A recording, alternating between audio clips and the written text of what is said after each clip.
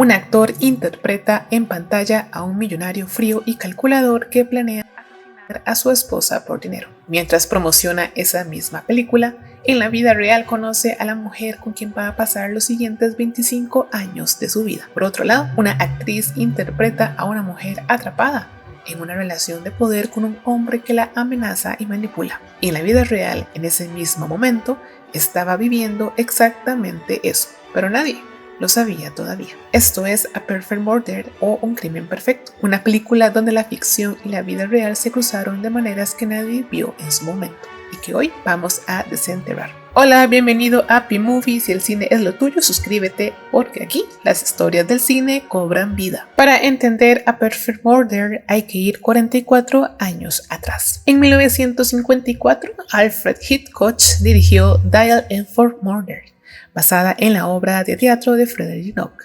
La protagonizó Grace Kelly, considerada una de las actrices más elegantes de la historia de Hollywood, junto a Ray Milland. El resultado fue un clásico absoluto del cine negro, claustrofóbico, matemáticamente preciso, construido como un reloj suizo. La película fue filmada en 3D, algo que Warner Bros. Le impuso a Hitchcock porque era la moda del momento. Pero para cuando se estrenó en 1954, la fiebre del 3D ya había pasado y casi nadie la vio en 3 dimensiones. Algunos sitios la califican con un 8.2, como una obra maestra, y eso es exactamente el problema cuando en 1998 alguien decide hacer un remake. Compararse con Hitchcock es casi por definición perder de antemano, pero Andrew Davis lo intentó igual. Andrew Davis nació en Chicago en 1946. Hijo de actores, creció rodeado del mundo del espectáculo. Empezó como camarógrafo y fue escalando hasta convertirse en uno de los directores de acción más confiables de Hollywood. Su gran momento llegó en 1993 con El Fugitivo, protagonizada por Harrison Ford y Tommy Lee Jones. 7 nominaciones al Oscar, incluyendo Mejor Película. Robert Eggers escribió que Davis había logrado unir acción y arte a la altura de Hitchcock, David Lean y Carol Reed. Con esa reputación, Warner Bros. Le encargó actualizar el clásico de Hitchcock y Davis aceptó el desafío. La historia que eligió contar es esta. Steven Taylor es un millonario de Wall Street, exitoso en apariencia, pero sus inversiones se desmoronan en silencio. Su joven esposa Emily, traductora de las Naciones Unidas, mantiene una aventura con David Shaw, un artista bohemio de dudosa reputación. Cuando Steven descubre la infidelidad, no reacciona como cualquier marido traicionado. Investiga al amante y descubre algo que cambia todo. Y ahí Steven ve la oportunidad perfecta. Le hace una propuesta que David no puede rechazar. Parece el crimen perfecto, calculado sin fisuras, pero como todos los que la han visto saben que no existe el crimen perfecto. No te cuento más, eso lo debes de descubrir tú. Warner Bros. Apostó fuerte. El presupuesto fue de $60 millones, la misma cantidad, curiosamente, que costó La Milla Verde ese mismo año.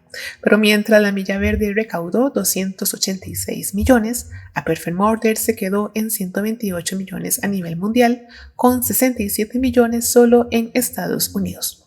Por cierto, por acá te dejo el link del video que realicé sobre todos los detalles de La Milla Verde. Seguimos. Abrió en segundo lugar en taquilla su fin de semana de estreno detrás de The Truman Show de Jim Carrey, una competencia difícil para cualquier thriller, por más elegante que fuera. Fue un éxito moderado, no el fenómeno que Warner esperaba, pero tampoco la crítica ayudó. Hablemos de los actores, porque en esta película cada uno tenía algo ocurriendo en la vida real que se cruzaba con lo que estaba haciendo en pantalla. Michael Douglas llegó a este papel con una trayectoria perfecta para el personaje. Había ganado el Oscar por Wall Street, interpretando a Gordon Gekko, el millonario sin escrúpulos que definió una era. Steven Taylor es básicamente ese mismo personaje, pero con intenciones criminales. Douglas lo confirmó él mismo. No me había interesado si hubiera sido un simple remake. Lo que me atrajo fue la posibilidad de darle a este personaje un toque de perversión y un poco de enfermedad.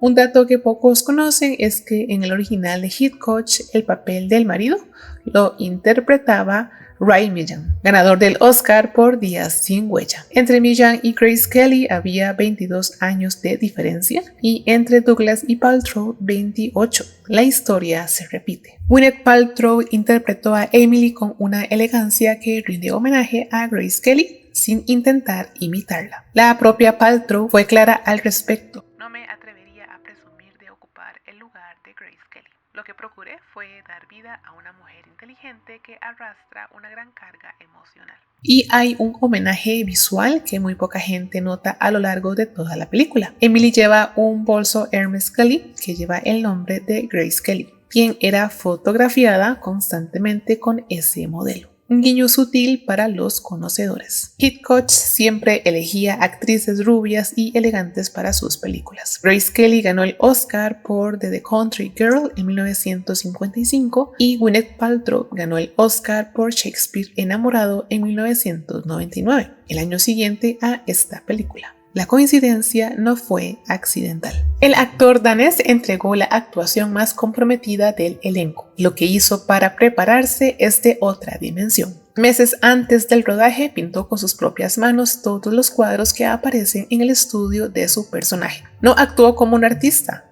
vivió como uno. Y hay otro detalle increíble. Para crear ambiente antes de las escenas más íntimas, Mortensen le cantó canciones en español a Gwyneth Paltrow, que había aprendido en Argentina cuando era joven. Después declaró con humor: no sé si en lugar de calmarla, terminé asustándola. Este fue su último gran papel como actor secundario antes de que Peter Jackson lo convirtiera en estrella mundial como Aragorn en El Señor de los Anillos. A Perfect Murder es, en ese sentido, el final de una era y el comienzo de otra. El actor británico, mundialmente conocido por su rol de Hércules Poirot en televisión, entregó una de las actuaciones más memorables de la película en un rol secundario. Varios críticos coincidieron en algo: es el personaje más convincente de toda la historia. Cada vez que aparece en pantalla se roba el espectáculo. Y hay una diferencia importante con el detective del original de Hitchcock. En este caso, el detective habla el idioma de Emily, lo que crea una conexión inmediata entre ambos que acelera la resolución de la trama de una manera que en el original no existe. Antes de llegar a los escándalos, hay algo que vale la pena mencionar para los que conocen ambas películas y para los que no. En el original de Hitchcock, la historia transcurre casi completamente en un apartamento pequeño y claustrofóbico en Londres. Una sola habitación, pocos personajes, todo funciona como un reloj suizo, no sobra ni falta nada. En la versión de 1998, todo se abre. La mansión de los Taylor en Manhattan es una obra de lujo con terraza sobre el río Hudson. Hay exteriores, hay Nueva York, hay el estudio de pintor de David en un barrio de maleantes, hay la casa aristocrática de los padres de Emily con los árboles dorados del otoño. Y cambia el arma del crimen. En el original, Grace Kelly se defiende con unas tijeras que tenía en la mano recortando periódicos. En la versión de 1998, Paltrow se defiende con un pincho de brocheta en la cocina. 44 años de diferencia y el instinto de supervivencia sigue siendo el mismo. La mayor diferencia moral es esta. En el original hay buenos y malos claramente definidos. En la versión de 1998 no hay inocentes. Steven es un asesino en potencia. David es un estafador. Y Emily, aunque víctima, termina siendo más capaz y más fría de lo que nadie esperaba. Esa zona gris donde todos tienen algo que ocultar es paradójicamente la mayor herencia hitchcockiana de esta película. Dijimos al principio que en esta película la ficción y la vida real se cruzaron de maneras que nadie vio en su momento. Llegamos al primer cruce. Era 1998 en el Festival de Cine de Deauville en Francia. Michael Douglas estaba ahí presentando a Perfect Murder. Esa misma noche, en el mismo festival, Catherine Zeta-Jones había llegado con el equipo de La Máscara del Zorro. Douglas reveló que ella había visto a Zeta-Jones en su papel de Elena Montero y le pidió a su publicista que organizara una reunión. Organizaron una cena y ahí, en medio de esta, Douglas le dijo algo que la dejó completamente sin palabras. ¿Sabes? Yo voy a ser el padre de tus hijos. Catherine Zeta-Jones terminó la conversación en ese momento y se fue. Días después, Douglas le envió un ramo de flores a la isla de Mooley en Escocia, donde ella estaba rodando, con una nota que decía: "Lo siento si te asusté. Con cariño, Michael Douglas". Él siempre dice que el florista que llevó esas flores a esa isla le salvó la vida. Unos meses después eran pareja. En el 2000 se casaron y llevan juntos más de 25 años. El segundo cruce entre la ficción y la vida real es más oscuro y más perturbador. En 2017, cuando estalló el escándalo de Harvey Weinstein, Gwyneth fue una de las primeras actrices en hablar públicamente. Y lo que reveló cambió la manera de ver su actuación en esta película. Unos años antes de filmar A Perfect Murder, cuando Paltrow tenía 22 años y estaba rodando Emma, producida por Weinstein, el productor la llamó a su habitación de hotel.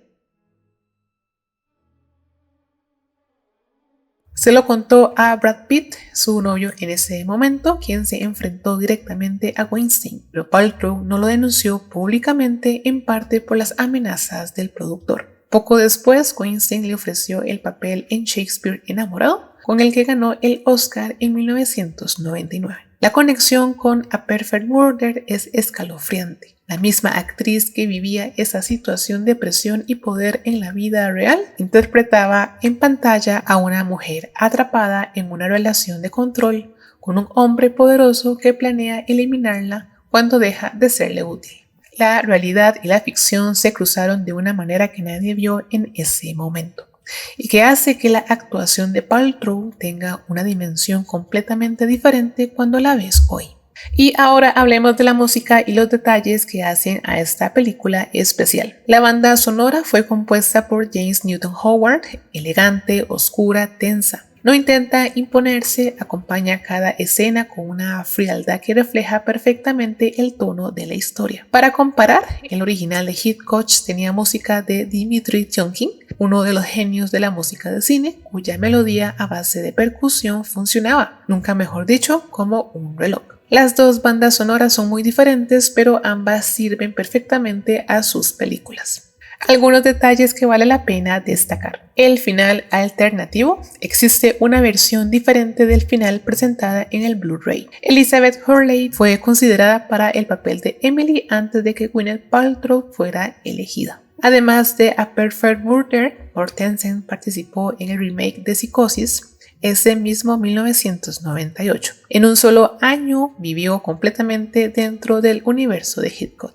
La crítica de 1998 no fue generosa. Algunos portales le dieron un 5.7 frente al 8.2 del original. Rotten Tomatoes la describe como un thriller ingenioso que se apoya demasiado en eventos sorpresa para generar el suspense que promete. El The New York Times habló de una actualización hábilmente trazada, pero con agujeros en el guión. Y la crítica tiene razón en algo. Davis no es Hitchcock.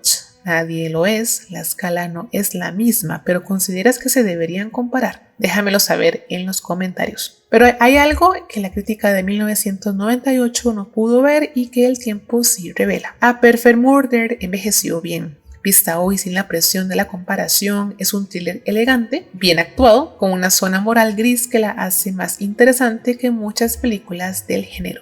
Y con todo lo que sabemos ahora sobre lo que pasaba detrás de cámaras, es imposible verla de la misma manera. A Perfect Murder no es perfecta, pero es mucho más de lo que parece. Déjame saber en los comentarios, ¿sabías la historia de Douglas y Zeta Jones? Y si ya viste la película, ¿cambia algo saber lo que estaba viviendo Paltrow en la vida real?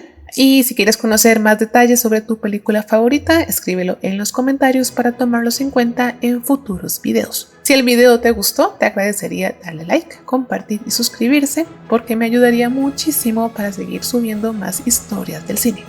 Nos vemos en el próximo video. Chao.